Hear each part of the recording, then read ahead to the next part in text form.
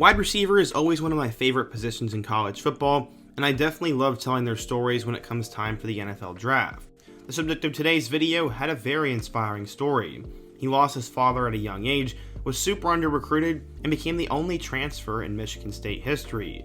He blossomed into one of the best receivers in school history, and now, after having a down year, he has been blowing up recently, could go as high as the second round of this year's draft, and also could be a big-time steal in this year's draft. Today we're going to go through his inspiring story, talk about how he went from a freshman at Western Michigan to one of the best receivers in Michigan State history and his NFL future. But before we get started, be sure to leave a like if you want to support today's video, subscribe if you're new, turn on post notifications so you never miss when I upload, and let me know what player I should cover in my next one.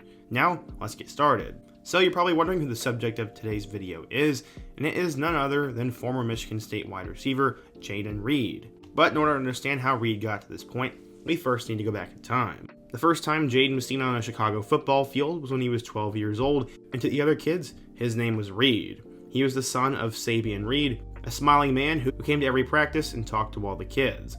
When the games would start, Jaden would go flying down the field, and as he would catch the ball, he would always hear his father call him Bird. They called him Bird because of the way he flailed his arms as he hit top speeds, and the tips of his hair looked like feathers in the wind. That became Jaden's nickname, and when he finished 7th grade in a dangerous part of Chicago's west side, his parents decided it was time to move to the suburbs. They signed him up for Pop Warner football, and he'd be a part of the Naperville Chargers, where he would meet Peyton Thorne. Growing up, Jaden had found his quarterback and good friend early on, and his name was Peyton Thorne, as I said. He said, quote, "I've been playing with him since 7th grade. We've played a lot of football together. We've done a lot." Reed was a very special athlete early on, and those two would develop a special connection, and Peyton's dad remembers how good Reed used to be.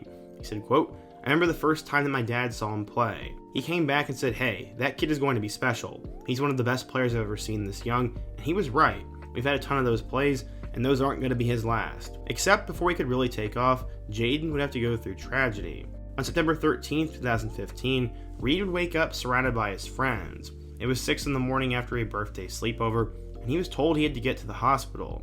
When he met his family, he would hug them all, and had learned that his dad had passed away. His dad had been having both heart and kidney issues for years, and apparently he had suffered a stroke and died. Reed's father was always a happy, smiling guy who supported Jaden, and apparently he would deliver mail to the neighborhood houses. He was always at his practice, and I bet this had an unbelievably deep impact on Jaden. He said, quote, "He was very similar to me, always happy, very caring and supportive. He would do anything for anyone he loves. I got a lot of what I have out of him." Jaden would end up playing for 2 different high schools, the first of which was Matea Valley. His father died during that time there, and he said, quote, "At times I felt like I had nothing left." The fall after his father died, the one stability in his life, football, would also test him. He got his first crack at varsity football, but when Friday night rolled around and their coach needed a receiver to sub in, he called for Peyton and not Jaden. At this time, Reed asked his mom if he could quit football, but quickly that option went out the window. He went back to thinking about his father, and he wondered what his dad would have said if he told him he wasn't playing football. Not only was Jaden frustrated with Matea Valley, but so was Peyton.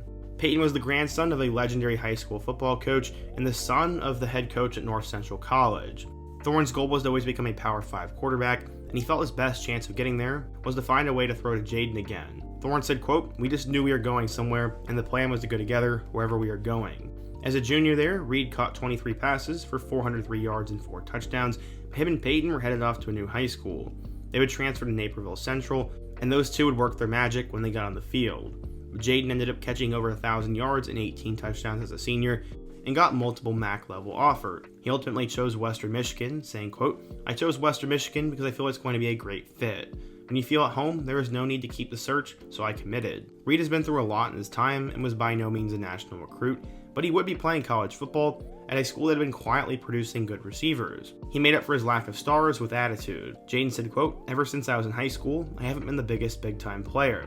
I was a 3-star, not a 5-star, but I did always face those kind of guys. Whoever I'm in front of, I feel like I'm going to take it to them regardless of what their label is. It doesn't matter who it is, I'm going to come at you." By the end of his career, Jayden Reed finished with 60 catches for 1,792 yards and 20 touchdowns.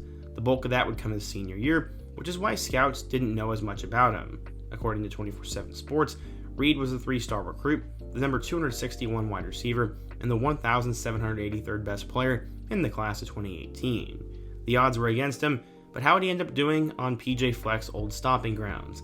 Let's take a look. At Western Michigan, Reed was overlooked, but he found a way to get on the field immediately. He caught 56 passes for 797 yards and 8 touchdowns, and because of that, became a freshman All-American at Western Michigan. He'd have 4 100-plus yard receiving games, including a 7-catch, 4-touchdown, 137-yard performance on the road against Miami of Ohio. This would put Jaden on the national spotlight, and at this time, Thorne was also committed to Western Michigan. It looked like those two had become a duo there, but Thorne would take off his senior year and got offers from schools such as NC State and Michigan State.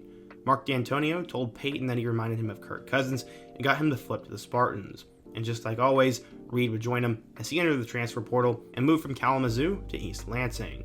I believe he became the only player to ever transfer to Mark D'Antonio at Michigan State, and it would prove to be the right choice for him. He would have to sit out a year before transferring, but this only strengthened his desire to play, and he got better behind the scenes. This is when Jayden Reed's career would really take off. Reed would work and work and work, and he was rewarded for this. He got to wear number 1, which is the same number that Charles Rogers wore, and Reed said this was huge and that he would represent the number well with his mentality and his work ethic. In 2020, Reed would get his first opportunity to play and quickly became one of Michigan State's top receivers. He ended up catching 33 passes for 407 yards and 3 touchdowns. This was under first-year head coach Mel Tucker, and after Rocky Lombardi struggled, Thorne took over as the quarterback by the end of the year. Going into 2021, Anthony Russo came in from Temple, but Thorne won the job, and Reed became his top receiver. 2021 was the peak moment for those two, as in Week 2, Reed caught 4 passes for 181 yards and 2 touchdowns, and then followed it up with 4 more touchdowns in his next 3 games, including going over 100 yards against Western Kentucky. After that, he would cool off a little bit, but he helped them beat number 6 Michigan, and the Spartans became a top 5 team and were at the top of the Big Ten East. Unfortunately, they would get humiliated by Ohio State, and this would pretty much end their hopes at that, but Reed still had a couple of more good games. He caught 8 passes for 114 yards and 2 touchdowns against Maryland, and then finished with 6 catches for 89 yards and a touchdown in a snow victory at home against Penn State. Michigan State had a breakout 10-2 season, and they'd be selected to play in the Peach Bowl. In that game, Reed ended up catching 6 passes for 80 yards and 2 touchdowns as they would beat number 12 Pitt. He had a breakout season and was one of the top receivers in the country. Reed finished with 59 catches for 1,026 yards and 10 touchdowns.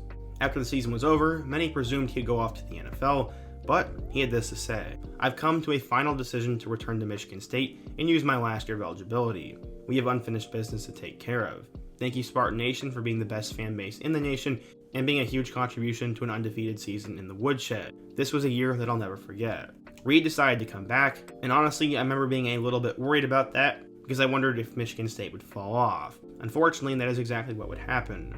Reed still had a couple of good games, but his numbers weren't quite the same as his 2021 season, and Michigan State missed a bowl game. Reed ended up having 7 catches for a touchdown against Maryland, caught a touchdown against number 3 Ohio State, had a touchdown in their upset win over number 16 Illinois, and then had a brilliant performance against Wisconsin, where he had 9 catches for 117 yards and a touchdown.